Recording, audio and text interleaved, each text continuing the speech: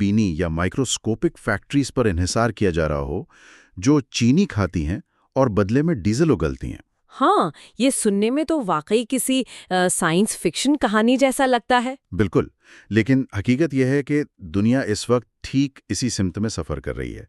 आज पूरी दुनिया में तकरीबन 1 अरब गाड़ियां मौजूद हैं, लेकिन अंदाजे बताते हैं कि 2050 तक ये तादाद दुगनी होकर 2 अरब तक पहुंच सकती है। 2 अरब गाड़ियां। जो कि बहुत ज्यादा है। मतलब इसका सीधा सा नतीजा ईंधन यानी फ्यूल की खपत में 3 गुना इजाफा है। ये वक्त के खिलाफ एक ऐसी दौड़ है जिसे इस सैयारे की बका के लिए जीतना इंतहाई जरूरी है। ठीक है, आइए इसे समझने की कोशिश करते हैं कि आखिर 2050 की दुनिया कैसी होगी और क्या वाकई इस तब्दीली के लिए दुनिया में तैयारी की जा रही है। ये वाकई एक काफ़ी पेचीदा मसला है।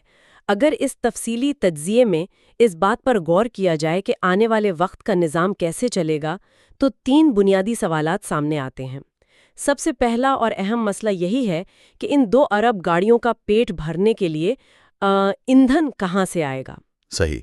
और दूसरा ये कि जब ईंधन मिल जाएगा तो उसे सड़कों पर किस तरह इस्तेमाल किया जाएगा, यानी ट्रैफिक और ड्राइविंग का निज़ाम क्या होगा। हाँ, और आखिर में ये कि जब ये सब कुछ बदल रहा होगा तो इस नए निज़ाम के मुताबिक इंसानी आबादियों और शहरों का ढांचा कैसा होना चाहिए, क्योंकि जिस अंदाज में आज शहर बसाए गए हैं वो मुस्तकबिल के इस नए निज़ाम के साथ बिल्कुल भी मेल नहीं खाते। वाकई ईंधन की जब भी बात आती है तो आम तौर पर जहन में फौरन इलेक्ट्रिक गाड़ियों का ख्याल आता है।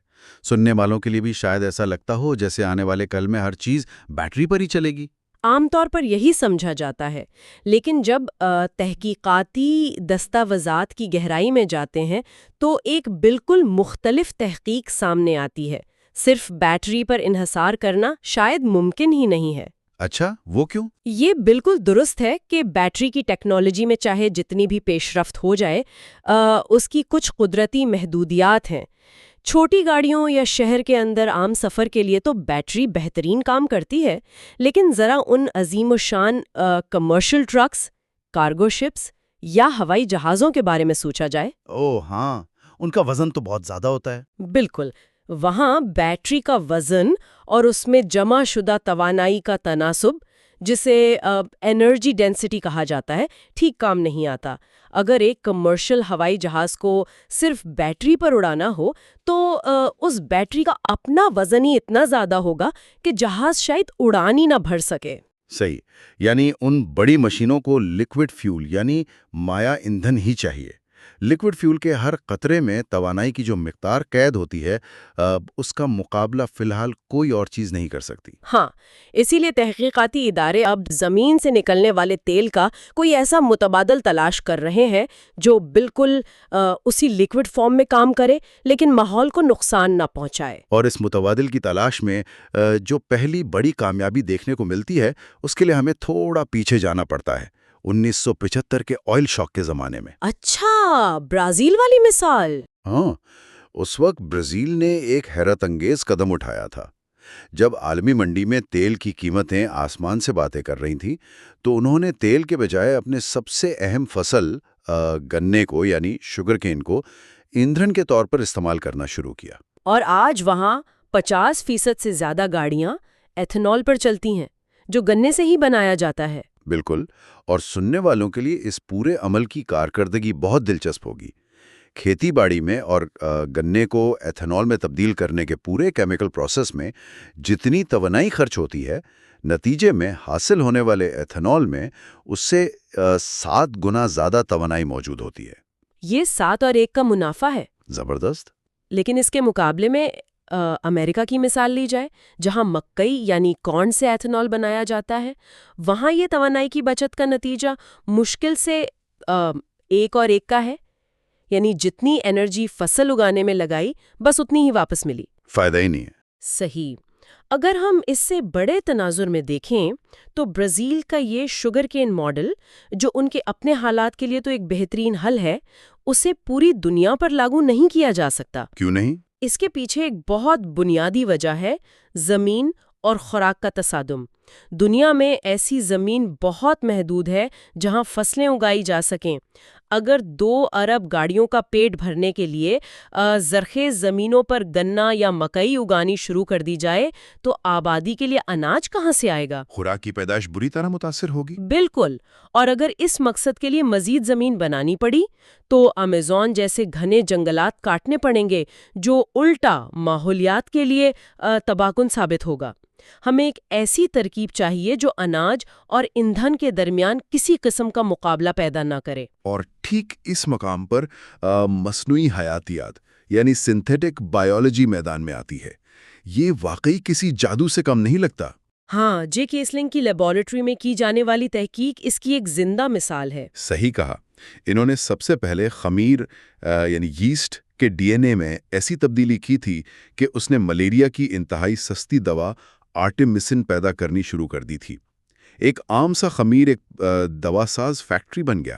اور اب وہی لیبارٹری اس خمیر کی جینیاتی ترکیب مطلب جینیٹک میک اپ کو مزید بدل رہی ہے تاکہ وہ سوئچ گراس نامک ایک گھاس سے نکلے ہوئے گلوکوز کو ہضم کرے اور براہ راست ڈیزل جیسا لیکوڈ ایندھن یعنی ہائیڈرو کاربنز خارج کرے۔ اس عمل کو اگر ایک آسان تصور میں ڈالا جائے تو یہ بالکل ایسا ہی ہے جیسے ایک عام سے خمیر کو کسی چھوٹی سی مائکروسکوپک آئل ریفائنری میں تبدیل کر دیا جائے۔ اس خردبینی ریفائنری کو میٹھا گلوکوز دیا جاتا ہے اور بدلے میں یہ گاڑیوں کا ایندھن نکالتی ہے۔ یہ عمل واقعی انقلابی ہے کیونکہ اس میں سوئچ گراس کا استعمال ہو رہا ہے۔ یہ گھاس خوراک والی فصلوں سے بالکل مقابلہ نہیں کرتی۔ یہ انتہائی بنجر زمین پر بہت کم پانی کے ساتھ اگ سکتی ہے۔ یعنی اسے ایسی جگہوں پر آرام سے اگایا جا سکتا ہے جہاں گندم یا چاول نہیں اگ سکتے۔ بالکل، لیکن اس میں ایک ٹیکنیکل پیچیدگی بھی ہے۔ اس گھاس کے اندر سے گلوکوز نکالنا گنے سے رس نکالنے جیسا آسان نہیں ہے۔ اس کی ساخت بہت سخت ہوتی ہے، اس لیے اسے پہلے ایک مخصوص کیمیائی عمل یعنی پری ٹریٹمنٹ سے گزرنا پڑتا ہے تاکہ اس کی سخت دیواریں ٹوٹیں اور گلوکوز باہر آئے۔ اچھا، پھر جب وہ گلوکوز باہر آ جاتا ہے؟ ایک دفعہ وہ گلوکوز دستیاب ہو جائے تو وہ اسپیشلی انجینئرڈ خمیر اسے کھاتا ہے، اپنے اندر ایک پیچیدہ کیمیکل تبدیلی کرتا ہے اور ان ہائی انرجی مالیکیولز کو جنم دیتا ہے جو بالکل پیٹرول یا ڈیزل کا شفاف متبادل بن سکتے ہیں۔ اور یہاں آ کر بات واقعی بہت دلچسپ ہو جاتی ہے، کیونکہ اگر کسی گھاس سے ایندھن بنانا ایک عجیب خیال لگتا ہے تو آرٹیفیشل فوٹو سنتھسس کا تصور تو اس سے بھی کہیں آگے کی چیز ہے۔ وہ تو بالکل ہی اگلے لیول پر ہے۔ ہاں، ماہرین ایک ایسے نظام پر تحقیق کر رہے ہیں جہاں کسی کھیت، پودے یا گھاس کی ضرورت ہی نہیں ہوگی۔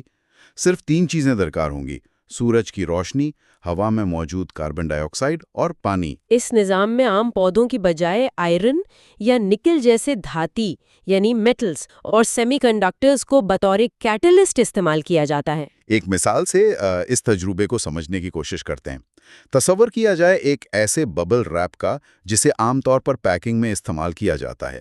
اگر اس ببل ریپ کے اوپر دھوپ کی کرنیں اور پانی پڑیں اور اس کی نچلی سطح سے سیدھا لیکوڈ فیول ٹپکنے لگے۔ زبردست!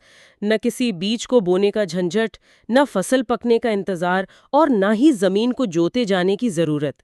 یہ ببل ریپ والا تصور اصل میں قدرت کی نقل کرنے کی بلکہ قدرت سے بھی ایک قدم آگے بڑھنے کی ایک شاندار کوشش ہے۔ صحیح، قدرتی فوٹو سنتھسس میں پودے سورج کی روشنی کو استعمال کر کے پانی اور کاربن ڈائی آکسائڈ کو ملاتے ہیں اور اپنے لیے خوراک بناتے ہیں، لیکن ان کی اپنی محدودیت ہوتی ہیں اور ان کا عمل آہستہ ہوتا ہے۔ بالکل، اور اگر سیمی کنڈکٹرز اور کیٹلسٹ کے ذریعے سورج کی توانائی کو براہ راست لیکوڈ فیول میں تبدیل کرنے میں کامیابی مل گئی تو اس کا فائدہ 2 گنا ہوگا۔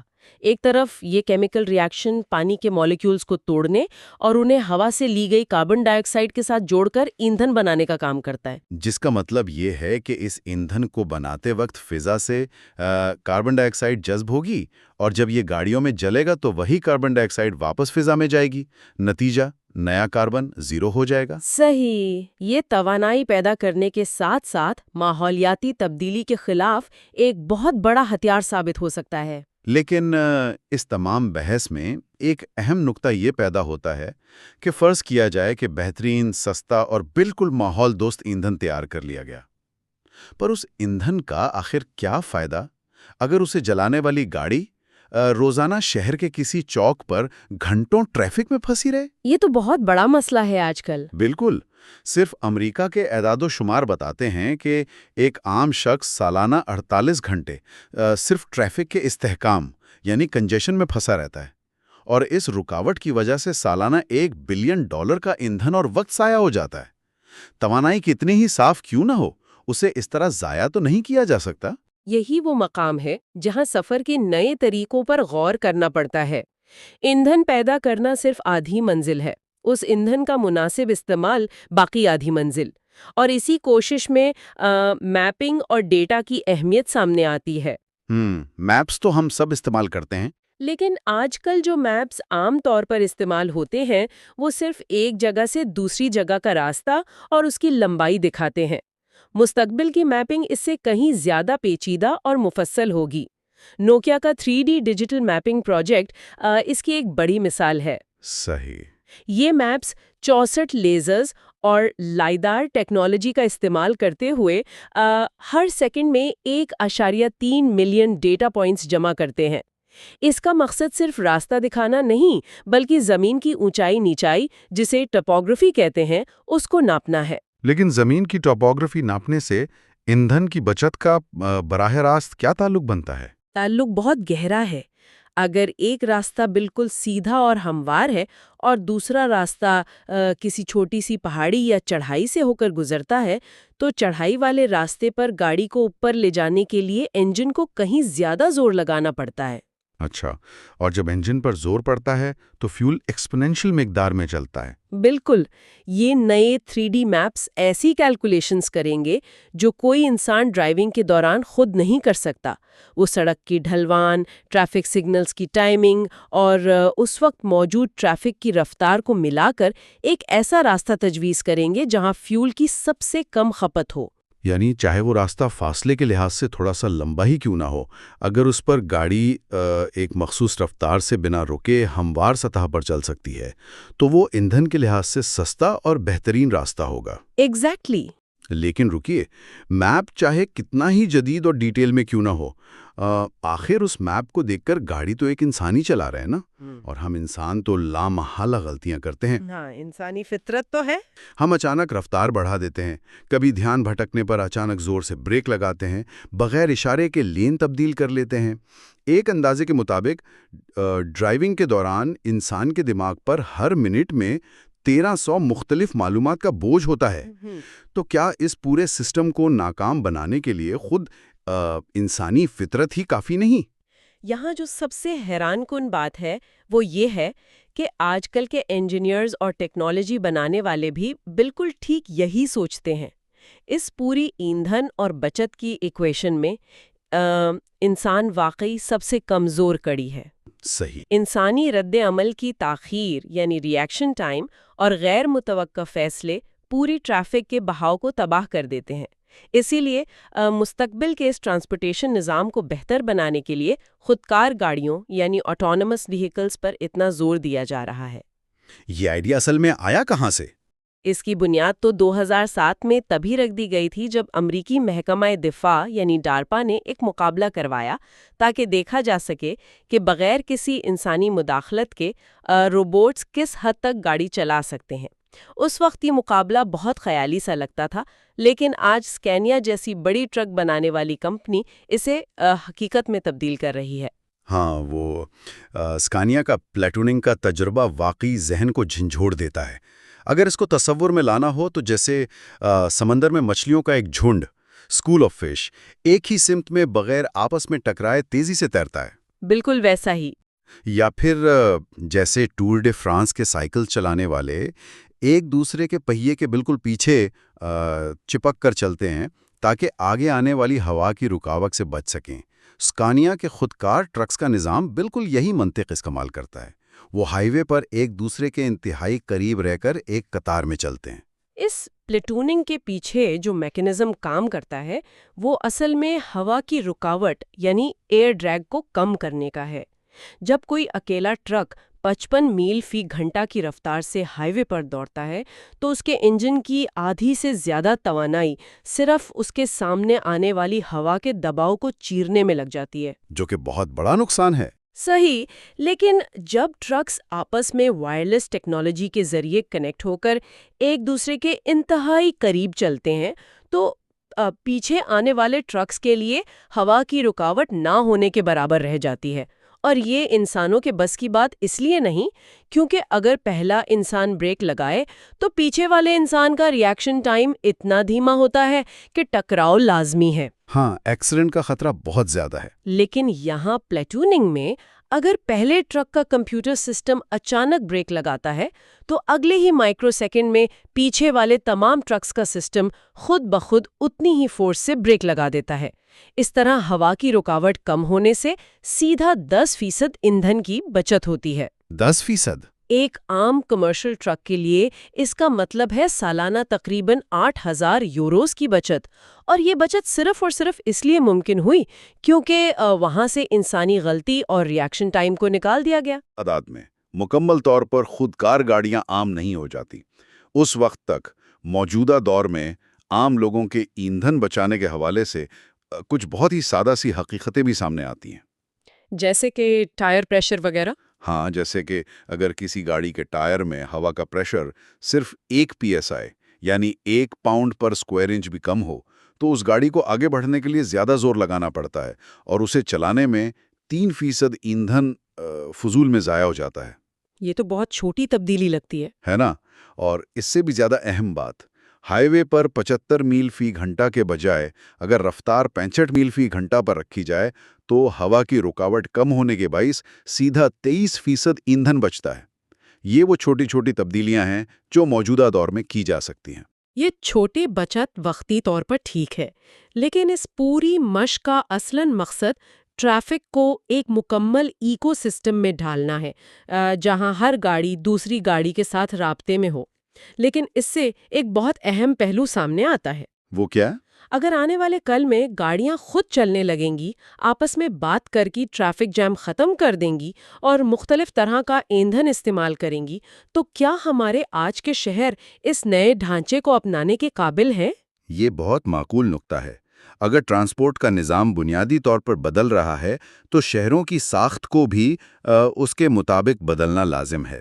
آج کا دنیا کے جو مشہور شہر ہیں جیسے لاس اینجلس یا ابو دھابی، ان کا پورا ڈھانچہ انسانوں کے آرام سے چلنے کے لیے نہیں بلکہ صرف اور صرف بھاری گاڑیوں کے دوڑنے کے لیے ڈیزائن کیا گیا ہے۔ وہاں کی میلوں لمبی چوڑی سڑکیں اور ان پر بچھا کالا ایسفالٹ، بالکل وہ دھوپ میں ایک انتہائی بڑے ہیٹر کی طرح کام کرتا ہے۔ ابو دھابی کی مثال لی جائے تو ایک عام دن میں ہوا کا درجہ حرارت شاید 39 ڈگری ہو، لیکن اس کالے فرش پر گرمی جذب ہونے کی وجہ سے درجہ حرارت 57 ڈگری تک چلا جاتا ہے۔ 57 ڈگری! ایسے ابلتے ہوئے فرش پر کسی انسان کا پیدل چلنا تقریباً ناممکن ہے۔ آنے والے وقت کے لیے شہروں کا ڈھانچہ بالکل نئے سرے سے سوچنا ہوگا۔ اور اسی نئے ڈھانچے کی عملی مثال دیکھنے کو ملتی ہے یونائٹڈ عرب ایمریٹس میں، جہاں مصدر سٹی کے نام سے ایک بالکل نیا تجربہ کیا جا رہا ہے۔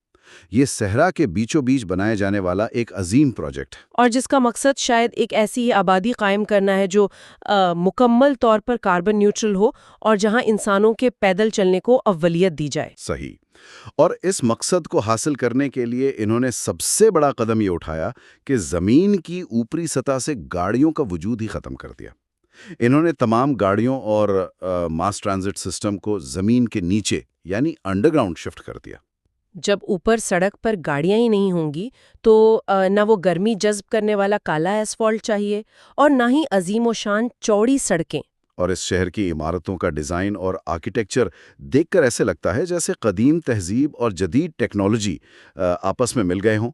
انہوں نے اس صحرا میں ٹھنڈک پیدا کرنے کے لیے صرف نئی مشینیں ایجاد نہیں کی بلکہ صدیوں پرانے عربی طرز تعمیر کے طریقے اپنائے ہیں۔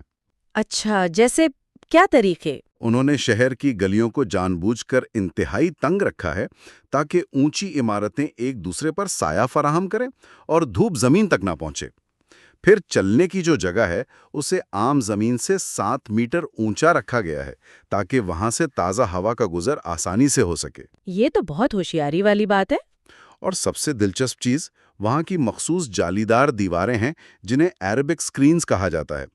یہ جالیدار دیواریں شیشے کی بڑی کھڑکیوں پر آگے آ کر ڈائریکٹ دھوپ کو روکتی ہیں۔ کیونکہ اگر ڈائریکٹ دھوپ شیشے سے گزر کر عمارت کے اندر چلی جائے تو وہاں گرین ہاؤس ایفیکٹ پیدا ہوتا ہے اور اندر ٹھنڈک رکھنے کے لیے بے تحاشا اے سی چلانا پڑتا ہے۔ اس قدیم اور آسان لگنے والی آرکیٹیکچر کا جو نتیجہ نکل کر سامنے آیا ہے وہ واقعی حیرت میں ڈال دینے والا ہے۔ جو درجہ حرارت ابو دھابی کے عام سڑکوں پر 57 ڈگری تھا، وہ مصدر کی ان سائیدار اور ہوادار گلیوں میں گر کر سیدھا 33 ڈگری پر آ گیا۔ باپ رے، بہت فرق ہے۔ یعنی صرف دیواروں اور گلیوں کا رخ ٹھیک کرنے سے ایئر کنڈیشننگ اور توانائی کی ضرورت میں 60% تک کمی واقع ہو گئی ہے۔ یہ بتاتا ہے کہ بہترین شہری منصوبہ بندی صرف خوبصورتی کے لیے نہیں بلکہ یہ براہ راست توانائی کی بچت کا حصہ ہے۔ بالکل۔ اس کے علاوہ انہوں نے دیواروں کی تعمیر میں ایسی اشیاء استعمال کی ہیں جیسے کہ گلاس ری انفورسڈ کانکریٹ، جس میں وہی صحرا کی ریت یعنی سینڈ شامل ہے، جو عمارت کو اندر سے ٹھنڈا رکھتی ہے۔ اس شہری تصور کو سمجھنے کے لیے ایک مثال ایک بڑے مٹی کے مٹکے کی لی جا سکتی ہے، یعنی کلے پاٹ۔ جیسے شدت کی گرمی اور دھوپ میں بھی ایک مٹی کا مٹکا اپنے اندر موجود پانی کو انتہائی ٹھنڈا رکھتا ہے، بالکل اسی منطق کے تحت مصدر سٹی کی یہ دیواریں اور تنگ گلیاں اس پورے شہر کو اس مٹکے کی طرح ٹھنڈا رکھ رہی ہیں۔ ہاں، یہ تصور بہت زبردست ہے۔ لیکن یہاں حقیقت کا سامنا کرنا بھی ضروری ہے۔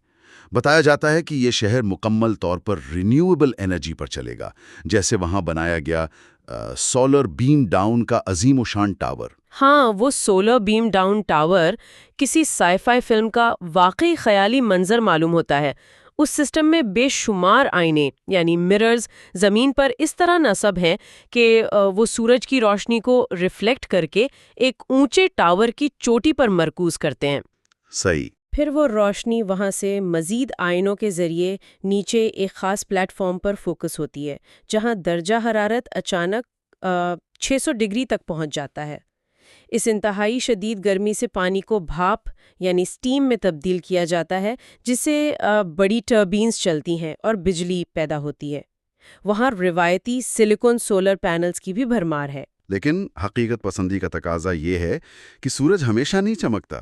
رات کے اندھیرے میں جب سولر پینلز سو جاتے ہیں تو اس جدید ترین اور کاربن نیوٹرل شہر کو بھی بجلی کی مسلسل فراہمی کے لیے UAE کے عام نیچرل گیس کے نیٹ ورک یعنی فاسل فیولز پر انحصار کرنا پڑتا ہے۔ بالکل، یہ بہت اہم پوائنٹ ہے۔ اور یہی وہ حقیقت ہے جسے سمجھنا سب سے اہم ہے۔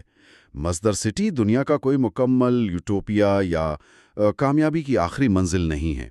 یہ دنیا کے لیے ایک تجربہ گاہ، ایک پریکٹیکل لیبورٹری ہے۔ وہاں ابھی صرف چند عمارتیں مکمل ہوئی ہیں اور ایک یونیورسٹی ہے، اور وہاں کی آبادی انتہائی محدود ہے۔ ہاں، اس پروجیکٹ کا اصل مقصد یہ نہیں کہ دنیا بھر کے لوگ اپنا گھر بار چھوڑ کر اس صحرا میں آباد ہو جائیں، بلکہ اس ڈھانچے کا مقصد یہ ہے کہ یہاں ان تمام نئے مٹیریلز اور نئے آرکیٹیکچر کے تجربات کیے جائیں، اور پھر ان میں سے جو تجربات کامیاب ہو جائیں انہیں ہیوسٹن، لاس اینجلیس، ٹوکیو یا دنیا کے کسی بھی عام شہر کی گلیوں میں آہستہ آہستہ لاگو کیا جائے۔ ٹھیک کہا۔ 2050 کے مسائل سے نمٹنے کا یہ مطلب قطعی نہیں کہ پرانے شہر گرا کر نئے شہر تعمیر کیے جائیں گے۔ اس کا مطلب بس یہ ہے کہ ان جدید تجربات کو ہلکے ہلکے ہمارے موجودہ ڈھانچے میں شامل کیا جائے گا۔ صحیح۔ سنتھیٹک بائیولوجی کے ذریعے گھاس سے بننے والا ہائیڈرو کاربنز ایندھن، میپنگ کے ذریعے تیار شدہ آٹونومس ٹریفک نظام جو پلاٹوننگ جیسی ٹیکنیک سے ہوا کی رکاوٹ کم کرے، اور مزدار سٹی جیسا پیسو کولنگ آرکیٹیکچر جو عمارتوں کو قدرتی طور پر ٹھنڈا رکھے، یہ سب الگ الگ کڑیاں ہیں جو مل کر اس آنے والی دنیا کا مکمل نظام بنائیں گی۔ تو اس سب کا آخر مطلب کیا ہے؟ اگر اس تفصیلی تجزیے کو سمیٹا جائے تو ایک بات واضح ہوتی ہے کہ 2050 کی دنیا شاید باہر سے دیکھنے میں آج جیسی ہی دکھائی دے۔ لوگ تب بھی اپنے کام پر جائیں گے، دکانوں پر خریداری کریں گے، گاڑیوں میں سفر کریں گے اور شہروں میں رہیں گے۔ لیکن اس ظاہری سطح کے نیچے ان گاڑیوں کو چلانے والا ایندھن، اس ٹریفک کا بے آواز اور خودکار نظام، اور عمارتوں کے بنانے کا وہ ڈھانچہ جو دھوپ کو روکے، آج کے دور کے مقابلے میں بالکل مختلف ہوں گے۔ بالکل، انسانیت کی بقا اس میں نہیں کہ سفر کرنا چھوڑ دیا جائے، بلکہ اس میں ہے کہ سفر طے کرنے کا بنیادی طریقہ ہی بدل دیا جائے۔ اور ان تمام پیش رفتوں پر غور کرتے ہوئے دماغ میں ایک آخری خیال ضرور ابھرتا ہے جو اس پورے سفر کے بارے میں ایک عجیب سی کشمکش پیدا کرتا ہے۔ وہ کیا؟ کہا جاتا ہے کہ قدرت نے زمین، آسمان اور پہاڑوں کو اس دنیا کی حفاظت کا بار اٹھانے کو کہا تو انہوں نے اپنی کمزوری کے باعث انکار کر دیا، اور پھر یہ عظیم ذمہ داری انسان نے اٹھا لی، شاید اپنی اس اندرونی مغرور اور مہمجو فطرت کی بنیاد پر۔ یہ بات اپنے اندر ایک بہت اہم نشانی چھپاتی ہے۔ صحیح۔ سائنس اور مصنوعی حیاتیت کی ترقی یہ ثابت کر رہی ہے کہ ذہانت کے مطابق تو انسان 2050 کے ان تمام مسائل کو حل کرنے کی پوری صلاحیت رکھتا ہے، لیکن کیا انسان کی وہی خود سر فطرت جس نے اسے ترقی کے اس عروج پر پہنچایا ہے، کل ان نئے وسائل کو باقی دنیا میں برابری کے ساتھ تقسیم کرنے میں مددگار ثابت ہوگی؟ یا یہی فطرت آنے والے مستقبل کی سب سے بڑی رکاوٹ بن جائے گی؟